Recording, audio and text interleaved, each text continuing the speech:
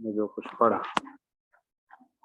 اس سے متعلق کچھ پوچھنا ہو تو وہ پہلے پوچھ لے، ریکارڈنگ بعد میں کریں گے، سبق پڑھیں گے تو ریکارڈنگ ہوگی۔ ابھی اس کو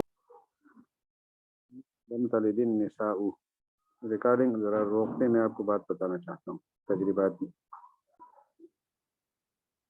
یہ جو قصیدہ حضرت حسان ابن ثابت رضی اللہ عنہ ہے آپ کے سامنے، اس کا وزن ہے مفاعلتن مفاعلتن مفاعلتن 3 دفعہ، اور پہلے مصرے کے آخر کو عروض اور دوسرے مصرے کے آخر کو ضرب کہا جاتا ہے۔ تو اس قصیدے کے عروض اور ضرب میں قطف ہوا ہے۔ قطف کہتے ہیں کس کو؟ حذف اور عصب کو جمع کرنے کا نام قطف ہے، اور حذف کہتے ہیں یعنی سبب خفیف کو آخر سے گرانا، یہ حذف کہلاتا ہے، اور عصب کہلاتا ہے 5ویں نمبر کے متحرک کو ساکن کرنا۔ 5ویں نمبر پہ کوئی متحرک ہو اس کو ساکن کرنے کا نام ہے عصب۔ یہ دو چیزیں جمع ہو جائیں تو یہ قطف کہلاتا ہے۔ تو اس کے تیسرے مفاعلتن میں قطف ہوا ہے، یعنی مفاعلتن کو ہم مفاعلتن نہیں کہیں گے، مفاعل کہیں گے، مفاعل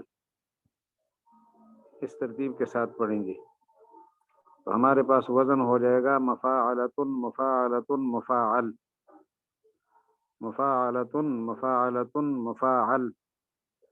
اب آپ کے سامنے جو قصیدہ ہے اس کو اس پر برابر کر لیں۔ وَأَحْسَنَ مِن، وَأَحْسَنَ مِن، احسن احسن دونوں طریقے سے پڑھ سکتے ہیں۔ وَأَحْسَنُ مِن، وَأَحْسَنَ مِن، تو اس کو پڑھیں آپ، وزن نکالیں گے تو کیسے نکالیں گے؟ مفاعل من علتن مفاعلتن من کلم ترقت لکلم ترقت مفاعلتن تعینی مفاعل مفاعل، اس میں قطف ہوا ہے۔ یہ اس بحر کا استعمال ہے، بحری وافر کہلاتا ہے یہ، اور اس کے استعمال کا طریقہ یہ ہے۔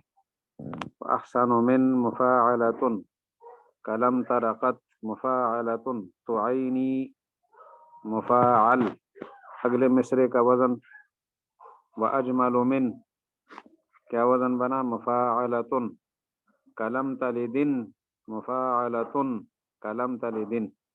نساء الٹے پیش کے ساتھ مفاعل مفاعل۔ خلقت مبر خلقت مبر مفاعلتن۔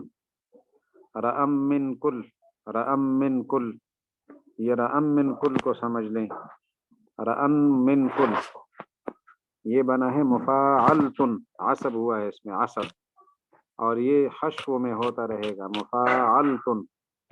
لام کو ساکن کیا ہے یہاں پر، لام ساکن، مفاعلتن۔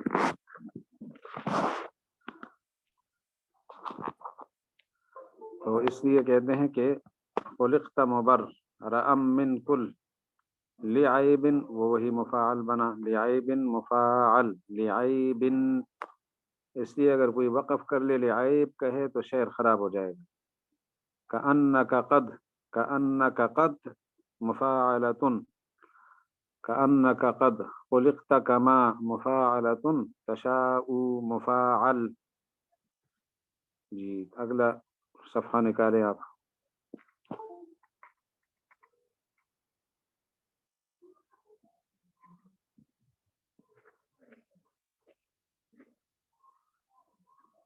یہ آپ کے سامنے اردو شرح آ گئی ہے، اگر عربی کتاب ہوتی تو زیادہ آسانی ہو جاتی۔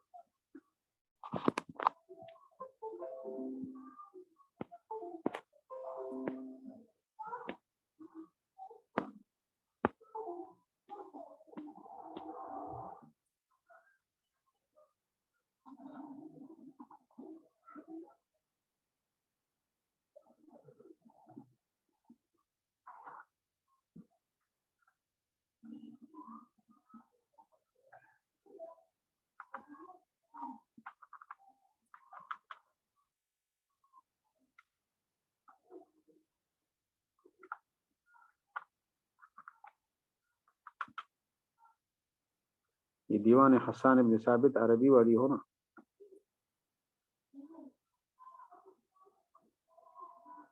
میرے پاس تو یہاں ہے ڈاؤن لوڈ، لیکن اس کو بھیجنے کی مجھے شکل سمجھ میں نہیں آ رہی. عربی میں ہے.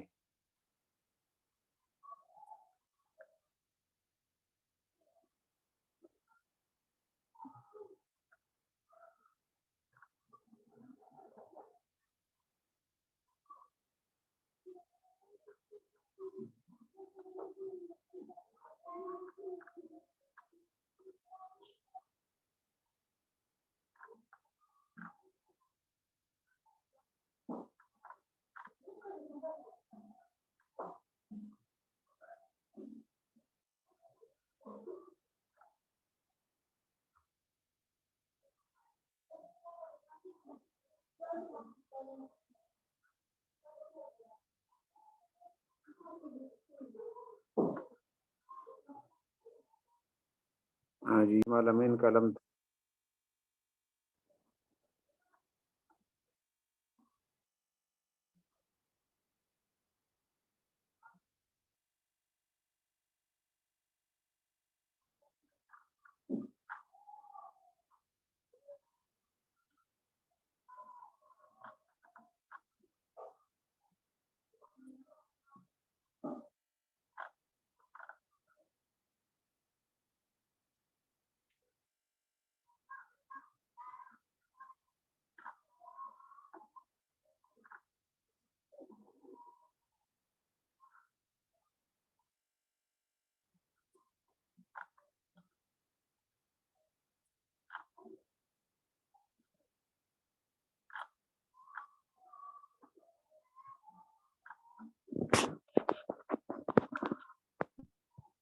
ہاں جی، یہ صفحہ نمبر 21 جو آپ نے کھولا ہے نا،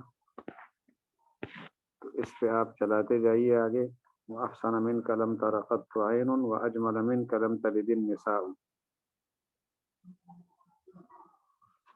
قافیۃ الحمزہ ہوگا یہ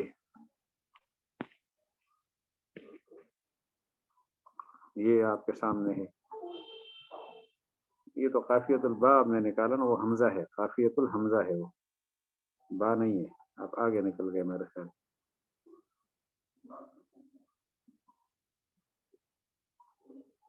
قافیۃ الحمزہ.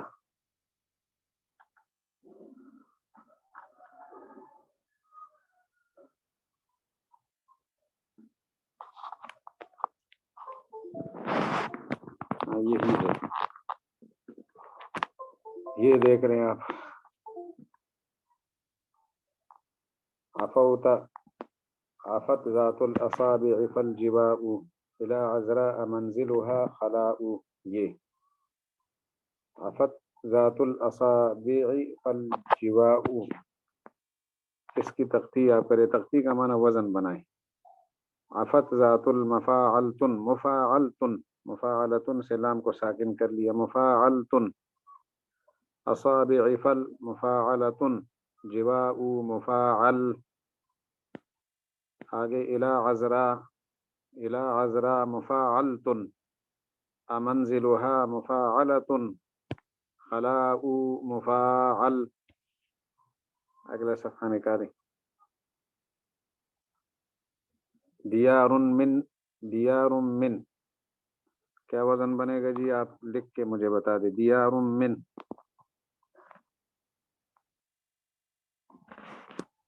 دیار من.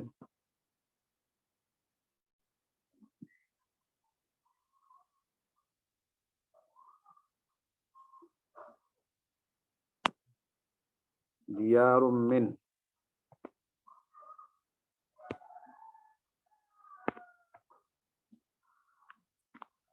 ایسا کیجئے کہ یہ آپ کا ہوم ورک ہے. اسی پورے قصیدے کی آپ تختی کر لیں. وزن میں نے آپ کو بتا دیا ہے، اس کی پوری تختی کر کے آپ پھر مجھے بھیج دیں ایڈمن کے ذریعے سے کہ آپ نے کیا تختی کی ہے، اس کا وزن کیسے بنا ہے. اس پورے قصیدے کی آپ کو کتاب بھیج دیں گے منتظمین، اور وہاں سے آپ تختی کر کے پھر مجھے ارسال فرما دیں گے. اس کے علاوہ اسی دیوان حسان ابن ثابت میں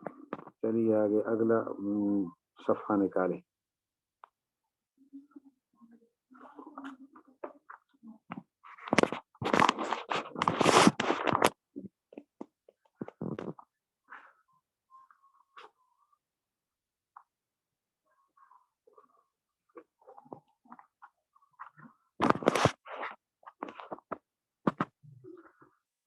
الفصل الثاني في تقسيم السور إلى الآيات وأسلوبها الفريد.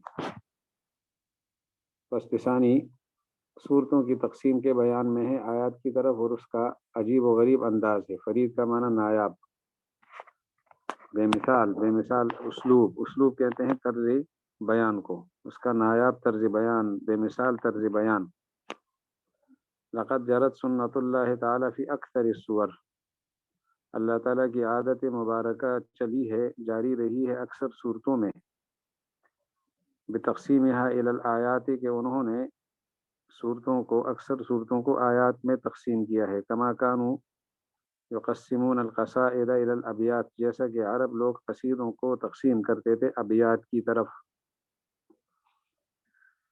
تو یہ منفرد انداز ہے اور صورتوں کو آیات میں تقسیم کرنے کی حکمت کا بیان ہے. تو اب دیکھتے ہیں کہ تھوڑا فرق بھی ہے آیات اور ابیات میں. جس طرح ابیات ہیں اسی طرح آیات نہیں ہیں، لیکن دونوں میں مشترک چیز موجود ہے، وہ ہے حلاوت، مٹھاس، کہ اگلے کو میٹھا محسوس ہو، خوبصورت محسوس ہو. مشترک چیز یہ ہے. باقی اشعار تو پابند ہیں اوزان کے، اشعار وزن کے پابند ہیں. پھر کس کے وزن کے پابند ہیں؟ تو عربی زبان کے اشعار خلیل ابن احمد کے مقرر کردہ اوزان کے پابند ہیں. اردو کے بعض اشعار جو ہیں وہ ان کے اوزان کے پابند ہے، بعض کے لیے اور اوزان ہے. فارسی بھی اسی طرح، کچھ اوزان وہی عربی والے ہیں، کچھ اور ہیں. اور انگریزی کے اندر تو یہ جو عربی والے اوزان ہیں یہ نہیں چل سکتے، وہاں الگ سسٹم ہے. اور پشتو زبان میں بھی یہ والے کم چلتے ہیں، زیادہ جو ہے ان کا اپنا انداز ہے، ان کے اوزان اپنے ہیں. اگر پشتو والے وزن پر عربی کا شعر پڑھیں گے تو وہ خوش آوازی کے ساتھ پڑھا نہیں جائے گا، اور عربی والے وزن پر پشتو اور اردو کو پابند کریں گے تو خوش آوازی وہاں نہیں رہے گی. اسی طرح یونانی زبان کا اپنا ایک ذوق ہے، اپنا اپنا انداز ہوتا ہے. لیکن قرآن پاک ایسا ہے کہ جو عرب میں، عجم میں، مغربی، مشرقی، سب کے لیے ایک خوش آوازی اپنے اندر رکھتا ہے اور خوبصورت لذیذ انداز رکھتا ہے اپنے اندر. تو مشترک چیز ان میں موجود ہے. باقی وہ جو ہمارے اوزان ہیں، انسانوں کے مقرر کردہ اوزان ہیں، قرآن پاک اس کا پابند نہیں ہے.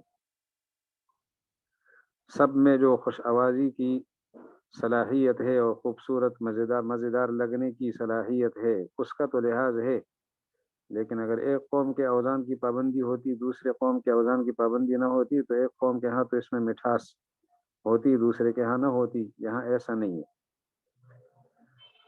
تو مشترک چیز یہاں حلاوت ہے، حلاوت، جس کی تعبیر یہ نشید سے کرتے ہیں.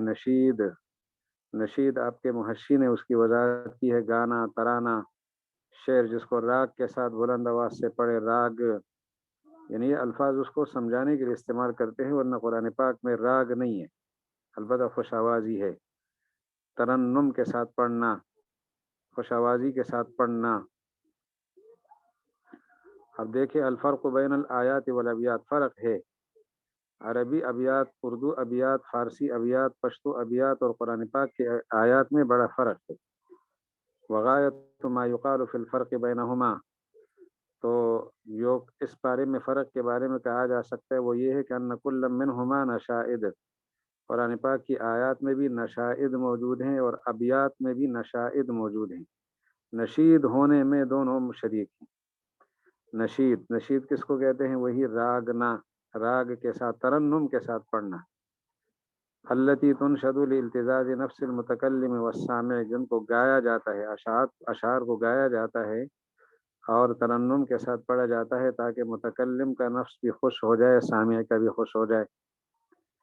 یہ چیزیں قرآن پاک کی آیات اور ابیات کے اندر مشترک ہے. لیکن الا ان الابیات، ابیات نہیں کہیں گے، ابیاتی، تا پر زبر یہاں لگا ہے لیکن یہ غلط ہے، کیونکہ ابیات بیتن کی جمع ہے، اور الف و نون الف و تا جو ہے یہ علامت، یہ جمع مؤنث سالم کی علامت ہے، اور اس کا نصب جو ہے وہ کسرے کے ساتھ ہوتا ہے، فتحے کے ساتھ نہیں ہوتا۔ تو الا ان الابیاتی، مگر یہ کہ جو ابیات ہیں علی الوزن بالمقیدۃ بالعروض والقوافی، وہ مقید ہے اس عروض اور قوافی کے ساتھ، التی دونها الخلیل بن احمد، جس کی تدوین کی ہے خلیل ابن احمد الفراہیدی رحمہ اللہ نے۔ یہ نحو اور لغت اور ادب کے بڑے امام ہیں اور علم عروض کے بانی ہے، سیبویہ کے استاد ہیں۔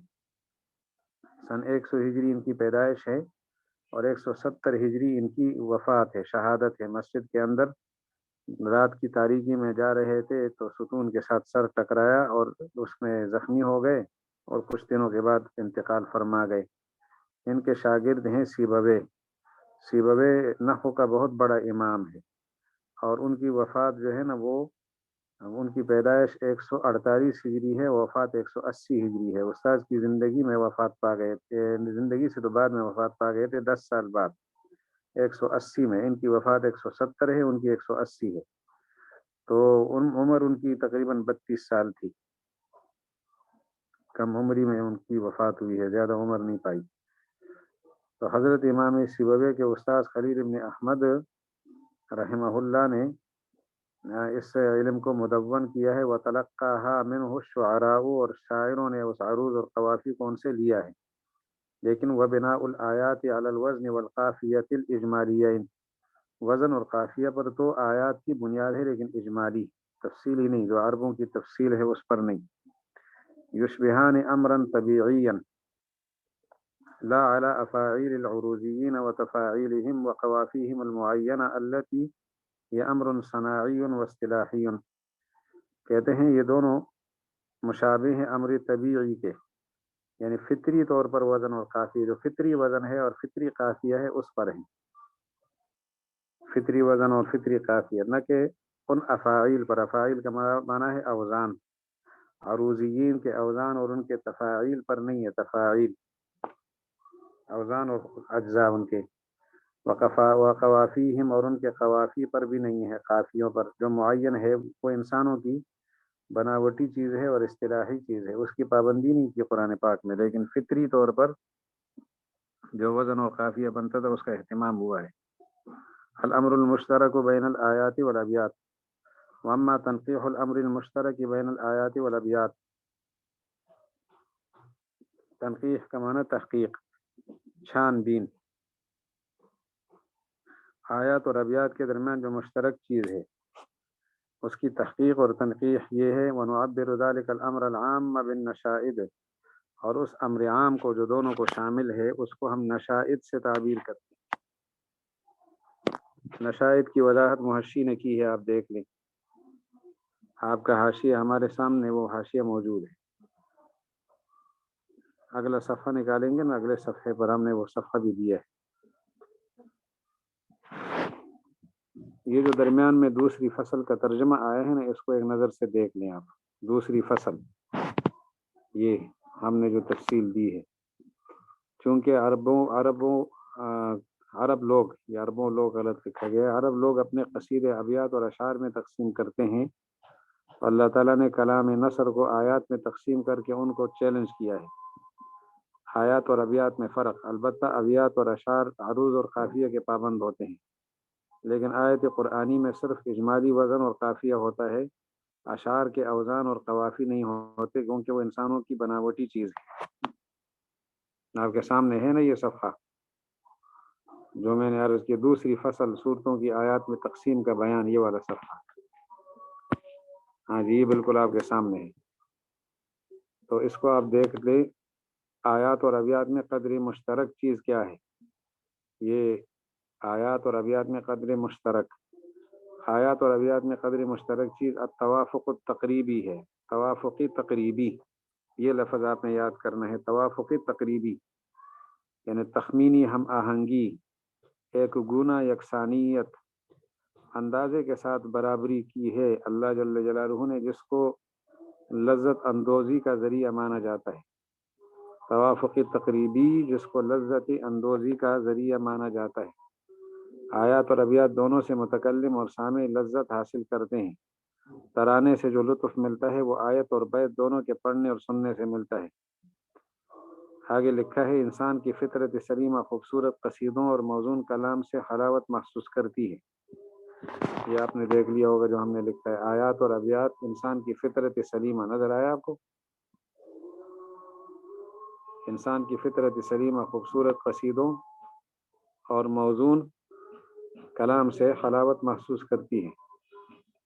یہ مٹھاس مخاطب کو ہر اس کلام سے حاصل ہوتی ہے جس کے اجزاء ایک دوسرے کے موافق ہوں، متوازن ہوں۔ جب اس طرح کا کلام سن لیتا ہے تو اس کی لذت دوبارہ ہو جاتی ہے، برابر ہوں اور ساتھ توازن میں پوری طرح برابری جب ہو تو لذت میں اضافہ ہوتا ہے۔ اس کے بعد فرماتے ہیں کہ اجزائے ابیات میں توافق اور قافیہ میں توازن کے سلسلے میں مختلف خیالات اور مذاہب پیدا ہو گئے۔ شعر کے اجزاء میں توافق، قافیہ میں توازن کے سلسلے میں مختلف خیالات پیدا ہو گئے۔ عربوں کے نزدیک وہ خلیل ابن احمد کے ایجاد فرمودہ اصول اور ضوابط بنیاد قرار پائے۔ ہندوستانیوں کے الگ قواعد بنے جس کو اس کی شاعرانہ طبیعت نے پسند کیا، ہندوستانیوں کی۔ اسی طرح ہر زمانے کے لوگوں نے اپنی اپنی الگ وادی بنا لی کہ ہمارے ہاں شعر کے لیے یہ طریقہ ہوگا۔ تو قرآن مجید جو ہے نا ان اوزان کا پابند نہیں ہے۔ اگلا صفحہ آپ نکالیں، وَأَمَّا تَنْقِيحُ الْأَمْرِ، اس کے بعد والا صفحہ۔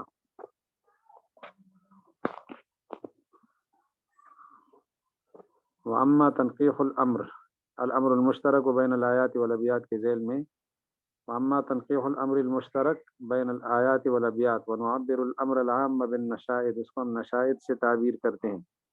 نشائد، اسی کے حاشیے میں نشائد کی وضاحت نیچے آپ دیکھ رہے ہیں، حاشیہ نمبر 1 نشائد، یہ جو صفحہ آپ نے کھولا ہوا ہے اس کے حاشیے کو دیکھیں،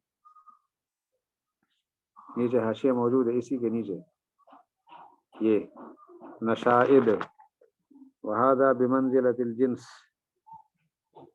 تو نشائد جو ہے نا یہ بمنزل جنس ہے، اور یہاں اس کی وضاحت انہوں نے نہیں کی۔ نشائد گانا، ترانہ، ترنم کے ساتھ آواز نکالنا، یہ ہے نشائد کا معنی۔ نشید کی جمع ہے یہ نشائد۔ تو اب دیکھ لیں آگے، وَثُمَّ ضَبْطُ تِلْكَ الْأُمُورِ، ثُمَّ ضَبْطُ تِلْكَ الْأُمُورِ الَّتِي الْتُزِمَ بِهَا فِي الْآيَاتِ وَذَلِكَ بِمَنزِلَةِ الْفَصْلِ۔ کہتے ہیں نشائد میں تو دونوں شریک ہیں، لیکن جدا کس چیز سے ہوتے ہیں؟ آپ نے منطق پڑھی ہے، وہاں یہ اصول آپ کے سامنے آئے، جب کسی چیز کی تعریف کرنی ہو تو پہلے جنس کو رکھتے ہیں، پھر اس کے بعد فصل رکھتے ہیں۔ جنس رکھتے ہیں تاکہ اس کی نسل معلوم ہو، اور فصل رکھتے ہیں اس لیے کہ اس نسل میں دوسروں سے اس کا خاندان الگ ہو جائے اور اس کی شخصیت الگ ہو جائے۔ جیسے ہم کہتے ہیں نا جی انسان کیا چیز ہے، تو ہم کہتے ہیں جاندار ہے، تو جانداروں میں جاندار نسل اس کی معلوم ہو گئی، پھر دوسرے جانداروں کے ساتھ یہ شریک تھا تو الگ کرنے کے لیے پھر کہا کہ ناطقن، یہ ذہن والا، ذہین اور سمجھدار اور عقل مند جاندار ہے۔ تو عقل مند کہنے سے انسان دوسری چیزوں سے الگ ہوا۔ تو اسی طرح جب ہم نے کہا جی قرآن پاک کی آیات اور ابیات میں کیا ہے جی نشائد ہے، تو نشائد ادھر بھی ہیں، نشائد ادھر بھی ہیں، یعنی ترنم کے ساتھ پڑھنا ادھر بھی ہے ادھر بھی ہے۔ اب پھر تو آیتیں اور ابیات ایک جیسی ہو رہی تھی، تو اس لیے آگے فرمایا، اگلا جملہ یہ کہا کہ جو چیزیں آیات میں جن کا التزام کیا گیا ہے ابیات میں ان کا التزام نہیں ہوتا، اور ابیات میں جن کا التزام ہوتا ہے آیات میں نہیں ہوتا۔ ابیات کے اندر علم العروض جو امام خلیل ابن احمد کا ہے اس کی پابندی ہوتی ہے، اور آیات میں اس کی پابندی نہیں ہوتی۔ تو اس لیے کہا ثم ضبط تلک الامور، پھر ان امور کو ضبط کرنا جن کا آیات میں التزام کیا گیا ہے، یہ بمنزلہ فصل کے ہے۔ تعریف کرنے کے لیے ہم نے فصل کو ساتھ ذکر کرنا ہوتا ہے، جنس کو بھی۔ یہ نشائد بمنزلہ جنس ہے، اور یہ الامور التي التزم بها فی الآیات یہ ہے بمنزلہ فصل۔ وکل ذلک یحتاج الی تفصیل، ہر ایک کی ضرورت ہے تفصیل کی طرف. واللہ ولی التوفیق، اللہ تعالیٰ توفیق کے ذمہ دار ہیں اور مددگار ہیں. اب اس سلسلے میں تفسیر هذا الاجمال کے ذیل میں یہ بتانا چاہتے ہیں کہ ان الفطرۃ السلیمہ، فطرت سلیمہ جس کے تدرک بذوقها فی القصائد الموزونۃ المقفات، تدرک بذوقها کہ وہ فطرت سلیمہ ادراک کرتی ہے اپنے ذوق کی وجہ سے قصائد موزونہ کے اندر قصیدے جو وزن پر ہوں اور ہم قافیہ ہوں، اور اراجیز رجز سے ہیں. رجز بھی شعر کے خاص وزن کو کہتے ہیں، تو رجز والے الرائق عمدہ، عمدہ رجز، الجمیلہ خوبصورت، اور اسی طرح وامثالہ، اور اس دوسرے کاموں میں، دوسرے کلاموں میں، وامثالہ اور اس طرح دوسرے کلاموں میں بھی حلاوتاً و عذوبتاً، جو حلاوت محسوس کرتی ہے فطرت اور مٹھاس محسوس کرتی ہے. وَإِذَا تأمل أحد في سبب إدراك تلك الحلاوة وجد أن نفس المخاطب تتذوق لذة خاصة في الكلام الذي يوافق بعضه بعضا. جب اس حلاوت کے اسباب میں سے ایک سبب میں غور کیا، جب ان کے اسباب میں کوئی غور کرے، اس حلاوت کا سبب کون ہے، کوئی شخص اس میں غور کرے. وَإِذَا تأمل، جب غور کرے، احد کوئی بندہ، فی سبب ادراک تلک الحلاوہ، اس حلاوت کے ادراک کے سبب میں کہ ہم کلام سننے میں حلاوت کیوں محسوس کرتے ہیں، تو وجدہ وہ شخص محسوس کرے گا ان نفس المخاطبی کے مخاطب کا نفس تتذوق ذوق حاصل کرتا ہے، لذتاً خاصتاً خاص قسم کی لذت کو چکھتا ہے، وہ تتذوق چکھتا ہے خاص قسم کی لذت کو، فی الکلام الذی اس کلام میں یوافق بعضہ بعضا جو آپس میں ہم آہنگ ہو، ایک دوسرے کے موافق ہو، ہم آہنگ.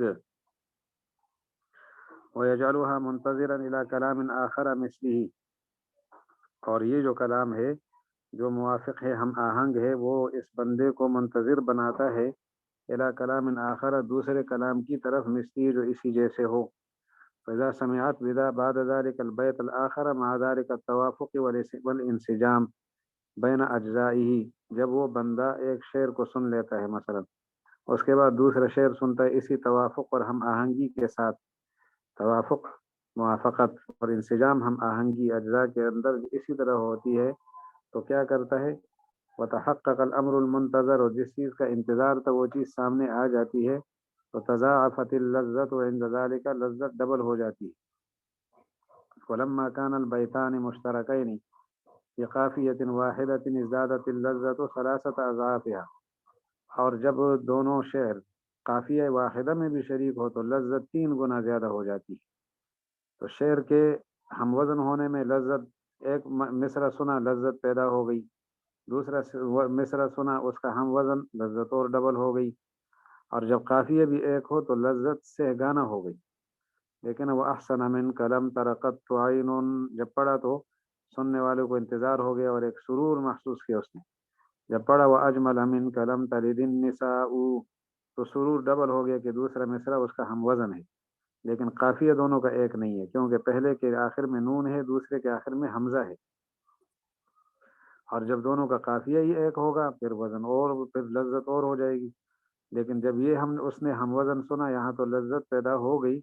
اب اس نے مزید گویا اگلے بیت کا بھی تو انتظار ہے، تو خلقت مبرأ من كل عیب کأنک قد خلقت کما تشاء، جب یہ دوسرا بیت سنا تو پہلے بیت سے جو لذت پیدا ہو گئی تھی دوسرے میں ڈبل ہو گئی. اب ڈبل ہونے کے ساتھ ساتھ پہلے کے آخر میں بھی حمزہ تھا قافیہ، دوسرے کے آخر میں بھی حمزہ تھا، تو پھر لذت سے گانا ہو گئی دو شعروں کے درمیان. تو کبھی دو مصروں میں ایک مصرے نے ذوق پیدا کر لیا، دوسرے نے بڑھا دیا، اور کبھی ایک بیت سے جو ذوق پیدا ہوا.